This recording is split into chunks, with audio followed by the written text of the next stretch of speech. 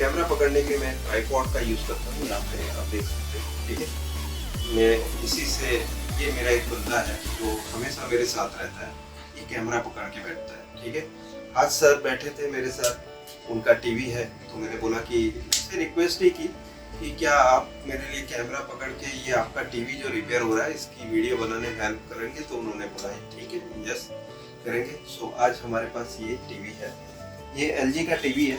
ठीक है, model number 32LM560 call किया है। देखो ये हमने पावर दे दिया इसको, पावर केबल यहाँ पर से मदरबोर्ड में जा रही है, इंडिकेटर लाइट यहाँ पर ऑलरेडी कनेक्टेड है, नो इंडिकेटर ये रियल है। ठीक है, अब ऐसे केस में जब हमने पावर दिया हुआ, यहाँ पे पावर भी बता दो, ये हमने लाइट चालू है इसकी और हमने प्लग इन किया हुआ है। ठीक है, अब हम पहले वोल्टेज लेके बता देते हैं आपको क्या क्या हम चेक करेंगे। एक प्रॉपर तरीका बताऊंगा, स्टेप बाय स्टेप तरीका, जिससे कि आप इस तरह की डेड सेट, मतलब नो इंडिकेटर वाले सेट को रिपेयर कर पाए। ठीक है, तो पहले मैं इस पावर सप्लाई के बारे में समझा दूँ आपको। इसमें से निकलने वाले ये सप्लाई 13 वोल्ट है। ठीक है, इसमें से कोई और 5 वोल्ट या कोई और 3.5 नहीं निकलते। ये मदरबोर्ड के लिए 13 वोल्ट से ही यहाँ पर सारे बक कन्वर्टर्स बने हुए हैं, यहाँ पर सिर्फ 13 वोल्ट निकलते हैं और पावर ऑन आने के बाद ही 13 वोल्ट बनते हैं। ये भी बात है, अगर जो पावर ऑन नहीं आएगा तो यहाँ पे 7 वोल्ट के करीब रहते हैं, लेकिन वो भी यहाँ पे बंद है। ठीक है, यहाँ पे कोई भी वोल्टेज नहीं बन रहा है। ओके, सो यहाँ देख लेते हैं कि क्या गड़बड़ी है। इसके लिए हम सबसे पहले जो वोल्टेज चेक करेंगे, ठीक है, वो चेक कर लेंगे DC वोल्टेज आ रहा है या नहीं। ठीक है, मैंने DC में रखा हुआ है ओके मीटर को, यहाँ पे फिल्टर का नेगेटिव है और यहाँ पे प्लस है। इस पे मैं पहले चेक करूँगा यहाँ पे कितनी सप्लाई आ रही है। 341 वोल्ट आ रही है। ठीक है, मॉसफेट लगा हुआ है, यहाँ तक ये सप्लाई पहुँच रही है कि नहीं। तो यहाँ पे बिट कॉइल है। ठीक है, ये बिट कॉइल से ही हम पहचान सकते हैं कि यहाँ पे ये सप्लाई पहुँच रही है। ओके, सो ये तो क्लियर हो गया कि ये मॉसफेट तक सप्लाई पहुँच रही है, कहीं से ब्रेक नहीं है। ठीक है, हम यहाँ से भी देख लेते हैं, ये ग्राउंड है इसका और यहाँ से यहाँ तक। अब देखो यहाँ पे सप्लाई, देखो ग्राउंड से जब मैं चेक कर रहा हूँ ना, तो इस तरह से ये वेरी हो रहा है, बिकॉज ये हाई वोल्टेज एरिया है। ठीक है, क्यों? क्योंकि यहाँ पे SMP बन रहा है, ये बता रहा है। मैं फिर से बता देता हूँ, ये जब भी हम चेक करते हैं तो ये इस तरह से फ्लक्चुएट करेगा, यहाँ के जैसा नहीं है। यहाँ पे प्योर DC होगा, लेकिन यहाँ पे अलग बात है, यहाँ पे फ्रीक्वेंसी भी बन रही है। अब हम चेक कर लेते हैं यहाँ पे 13 वोल्ट जो आउट होते हैं, यहाँ पर पास में ये विंडो बताओ।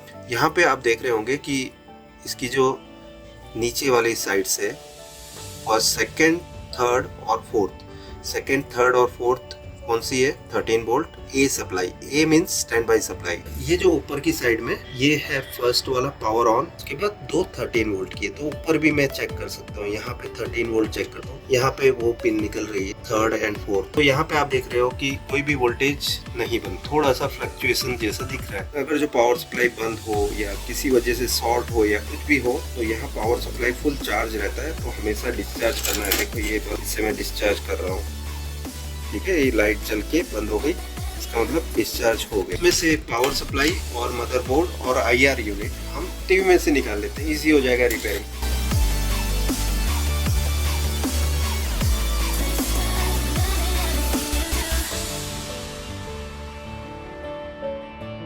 सबसे मेरी फेमस थ्योरी डायोड थ्योरी आती है, जिससे मैं पहचानता हूँ फॉल्ट कहाँ पर।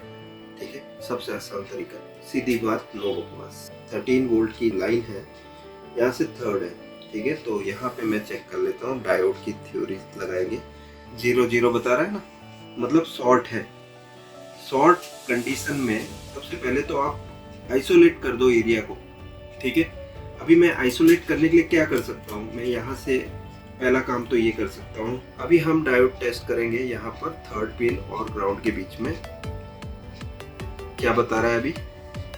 0.2 लगाते ही 0 हो जाता है, तो शॉर्ट हमारा मदरबोर्ड है, पावर सप्लाई हमारा ओके है। ठीक है, फिर भी चेक करने के लिए कि पावर सप्लाई ओके है या नहीं, हम एक काम करते हैं, इसमें पावर ऑन वोल्टेज, ठीक है, पावर ऑन वोल्टेज देखते हैं। ये पावर ऑन वोल्टेज है, 7.8 वोल्ट है विदाउट पावर ऑन।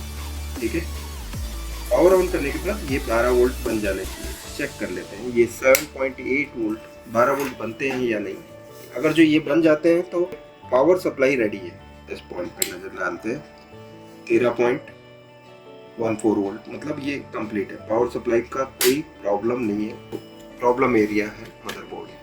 अब देखो सॉर्टिंग इस डिपार्टमेंट में, शॉर्ट यहाँ होता तो 0 अभी भी वोल्टेज यहाँ बता रहा होता, यहाँ कोई वोल्टेज नहीं बन रहे होते, लेकिन यहाँ पर 7 वोल्ट स्टैंड बाई में बन रहे हैं और 13 वोल्ट ऑन करने के बाद, पावर ऑन करने के बाद। तो ये तो ठीक है, पावर सप्लाई को हम साइड में कर देते हैं। यहाँ पास में दिखा दो आप ये बिटकॉइन, ठीक है, इसके थ्रू सभी रेगुलेटर्स में जा रहे हैं। क्या ये प्रोसेसर 13 वोल्ट से काम कर सकती है? नहीं, है ना।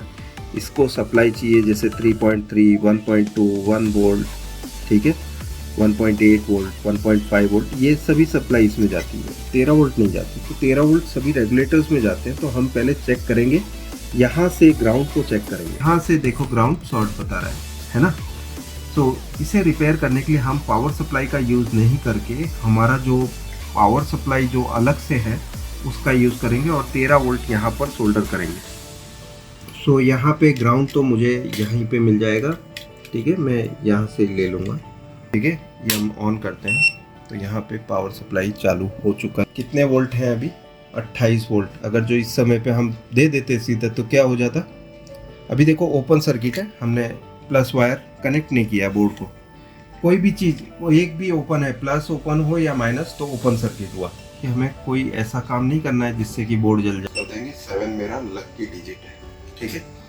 तो हम अब चेक कर लेते हैं, जिसे पावर देते हैं। यहाँ पे करंट पे नज़र होनी चाहिए आपकी, ठीक है। पावर देने के बाद यहाँ 7 एम्पियर ले रहा है पूरा का पूरा, जितना हमने दिया है करंट उतना कंज्यूम हो रहा है। वोल्टेज डाउन हो गया। अभी हम चेक कर रहे हैं यहाँ पे क्या चीज़ गर्म हो रही है, ओके। हमें वो चीज़ को बाहर निकालना है।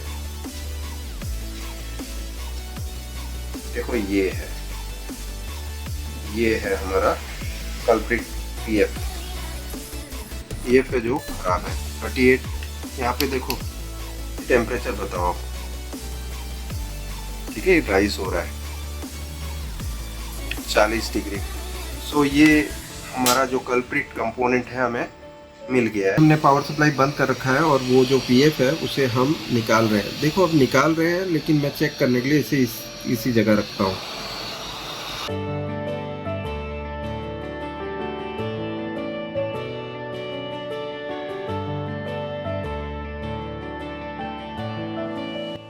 ये पीएफ शॉर्ट है ना। विनोद कैनी ने थ्योरी को इतना सिंपल बना दिया है कि आपको पता चल जाता है कि कहाँ पर है फॉल्ट। अभी हम यहाँ पर एक पीएफ डाल देंगे, ओके। इसे निकाल कर एक नया पीएफ डाल देंगे और फिर देखेंगे कि जादू होता है या नहीं। ठीक है, स्टार्ट। तो अभी हम यहाँ पर चेक कर लेते हैं पहले पीएफ को। हम जो पीएफ यूज़ कर रहे हैं इसको ओपन रखेंगे अभी भी।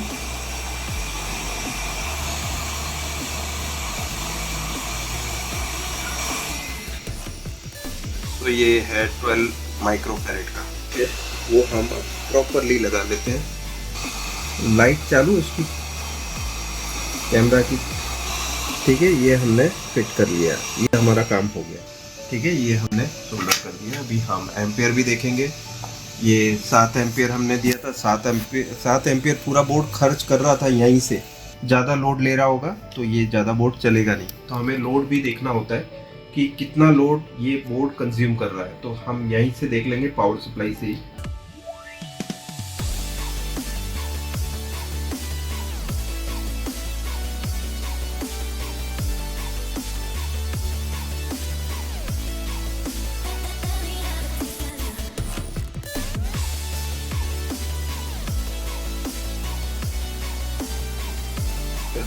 पे बता रहा है, ठीक है। थोड़ा सा टेढ़ा है, ठीक है, हो गया है। जबकि 0 की रीडिंग बता रहा है, मतलब शॉर्ट सर्किट हमने रिमूव कर दिया है। अब सिर्फ इतना है कि ये सप्लाई देने के बाद इंडिकेटर भी आ जाना चाहिए और यहाँ पे पावर सप्लाई पे जो करंट बता रहा था वो 7 एम्पियर जो बता रहा था वो बहुत ज़्यादा था। जैसे आउटपुट कनेक्ट करता हूँ क्या है, सो एम्पियर जो 7 एम्पियर था वो अभी रह गया इसमें 320 मिली एम्पियर। ठीक है, शॉर्ट सर्किट कंडीशन में लाल हो जाते हैं दोनों, और यहाँ पे एम्पियर बताता है बहुत ज़्यादा। तो सभी वोल्टेजेस चेक कर लेते हैं आउटपुट में बन रहे हैं या नहीं। 1.5 वोल्ट बन रहे हैं। जो ये एरिया, ठीक है, ये रेगुलेटर का एरिया, उसके आउटपुट चेक कर रहे हैं। 5 वोल्ट की सप्लाई लाइन थी जहाँ पे इनपुट में शॉर्टिंग थी। 13 वोल्ट जो इनपुट होता है वही लाइन में यहीं से ग्राउंड हो रहा था। ओके, तो आउटपुट तो 5 वोल्ट बनने लगे। अब यहाँ चेक कर लेते हैं ये बन रहा है यानी 3.3 वोल्ट की ये सप्लाई लाइन है। ठीक है, एक रेगुलेटर 1.5 वोल्ट का हमने यहाँ देख लिया, जिसको इनपुट जो मिल रहा था 3.3 वोल्ट से 1.5 वोल्ट बना है। ओके, ये मैंने बंद किया है। चालू करते ही इंडिकेटर लाइट आनी चाहिए, जो कि यहाँ पे आप देख सकते हैं ब्लिंक होना चालू हुआ, मतलब इंडिकेटर आ चुकी है। ब्लिंक होने के बाद बंद हो जाता है, ये नॉर्मल है इसका। ओके, अभी हम पिक्चर देख लेते हैं।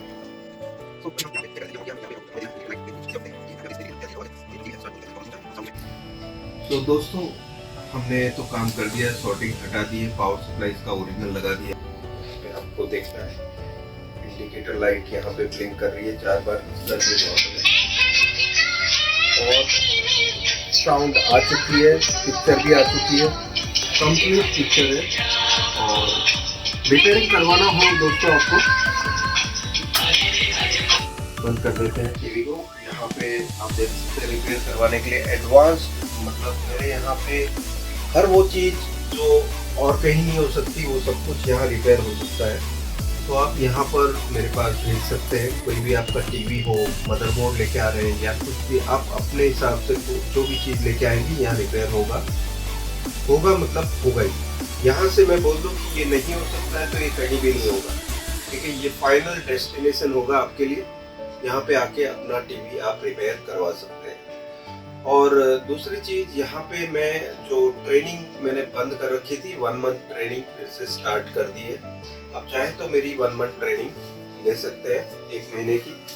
1 महीने की ट्रेनिंग में आप टोटली बेसिक से लेके मैं जो कर रहा हूँ अभी, जो चिप लेवल वर्क, वो पूरा का पूरा सीख सकते हो। यहाँ आके आप अपने हाथ से काम करेंगे और जल्दी सीखोगे, प्रैक्टिकली सीखोगे। सो ये मशीन है, मशीन की भी ट्रेनिंग हम देते हैं कि ये मशीन कैसे चलेगी, ठीक है, और रिबॉलिंग कैसे होती है, हम जो बॉल आईसी पे बॉल्स बनाते हैं वो किस तरह से होती है, मशीन से कैसे निकालते हैं आईसी, कैसे लगाते हैं, प्रोफाइल सेटिंग क्या होती है मशीन की, मशीन कहाँ से मिलेगी, ये सारी जानकारी जो है आपको ट्रेनिंग में मिलेगी। अब यहाँ पे आके चिप लेवल ट्रेनिंग ले सकते हैं। ठीक है, चिप लेवल में मैंने सिर्फ रिबॉलिंग की ट्रेनिंग में दे रहा हूँ और सॉफ्टवेयर की ट्रेनिंग। अगर जो आपको रिबॉलिंग की ट्रेनिंग लेनी है तो आप 3 दिन की ट्रेनिंग के लिए आ सकते हैं, जिसमें आपको प्रोसेसर की रिबॉलिंग, eMMC IC की रिबॉलिंग, मशीन का यूज कैसे करना है, वो सारी ट्रेनिंग आपको मिलेगी।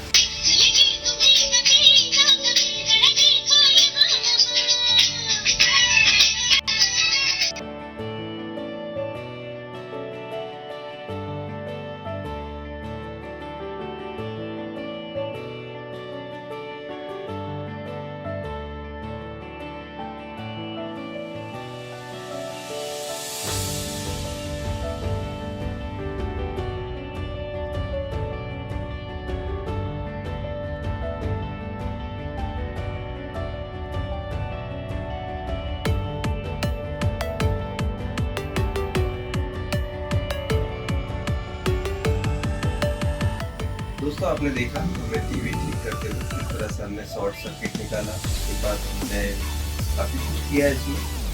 इवन एक जगह पे हम अटक भी गए थे, डेड हो गया था टीवी का। eMMC की हमने रिबॉलिंग की, निकाल के सॉफ्टवेयर किया दोबारा, और फिर बाद में वो ठीक हो गया। तो कैसा लगा पूरा अनुभव, आपको कैसा लगा? यहाँ पर आपको जो बेटा जी हमने काम दिखाया, सब कुछ आपके सामने हुआ। अमेजिंग, जबरदस्त था। कोई दिखाता नहीं है ऐसे, तो पहली बात तो है कि भाई छोड़ के जाओ फिर लेके जाना चालू हो जाएगा तो हम फोन कर दें, बट यहाँ पे तो लाइव दिखना मिला, ट्रांसपेरेंसी, फुल ट्रांसपेरेंसी थी, लाइव दिखना मिला कि कैसे काम हो रहा है, क्या हो रहा है, क्या चीज चेंज की, क्या नहीं की।